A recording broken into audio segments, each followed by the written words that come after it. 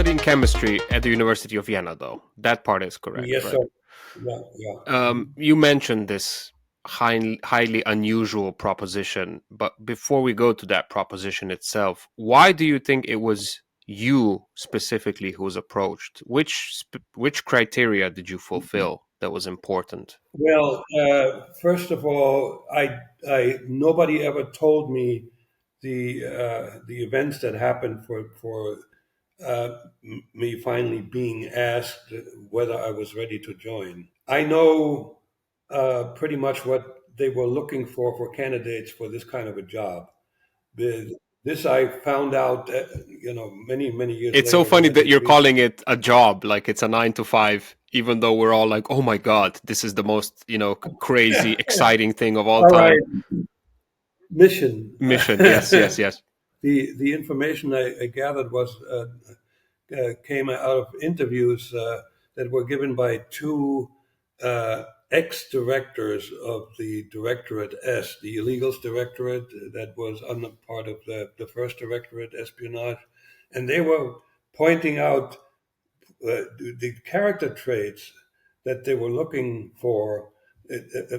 Sort of a character profile with about a dozen entries, and obviously they were looking for really, really smart people. Yeah.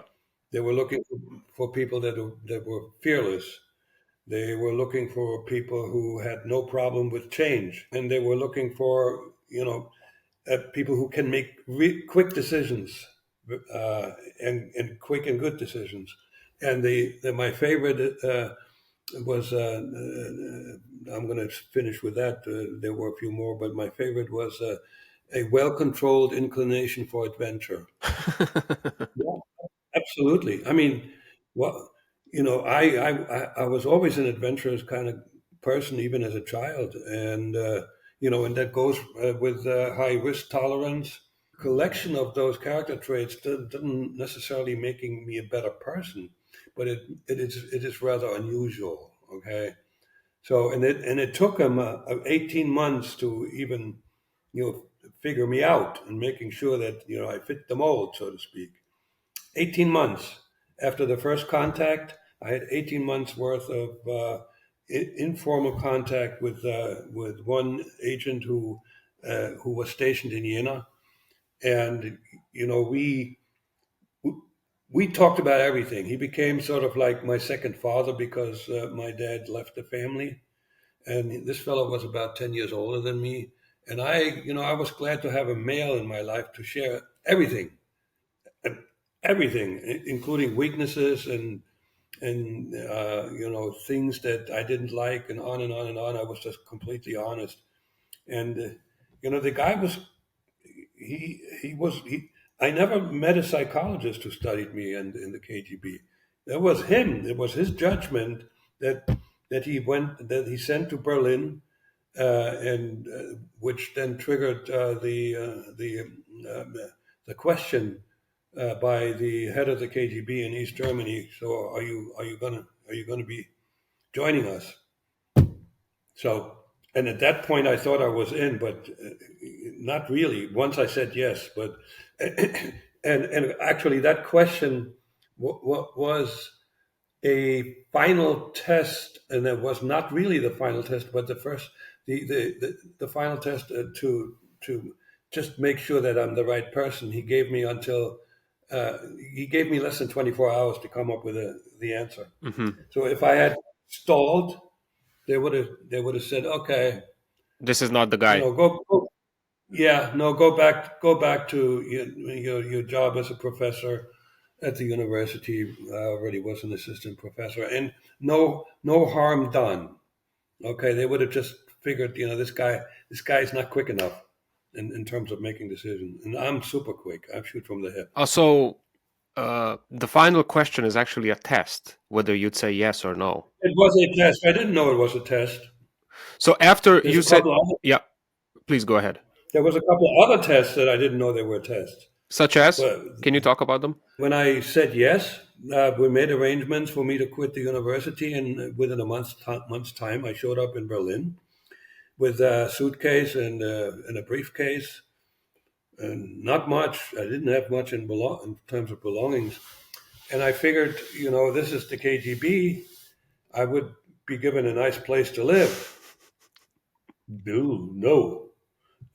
So I meet my new handler named Nikolai, and we were in his car, and he looked at me and he says, "I already have a task for you." And I said, "Ooh, what is it?" And I was like getting excited. He said, "You got to find a place to live." Now, my heart dropped from here down to very low, but being the stoic that I didn't know I was and I am, I didn't show any reaction Poker face. because it was an impossible task because all living space was owned and managed by the government, Right. and there were married couples with children who lived with their parents. There was a Waiting shortage list. of absolutely. So there were no apartments available, and I couldn't afford a hotel. Okay, there were not like in when I arrived in New York. I stayed at a hotel for 1 year where the rent was month by month by month. These are as a single room occupancy, and so if I failed that test, I'm out. Now I wasn't aware of that. I just found Damn. some like a room with a concrete room, a windowless room that had a bed, a table, and running cold water. I didn't tell Nikolai anything. I just told him I found something. Mm. And then the last test that I actually became aware of because I met somebody who failed that test was when they sent me to the other side of the Berlin Wall, and To West that Berlin. yeah, just like just go there and walk around and But and right.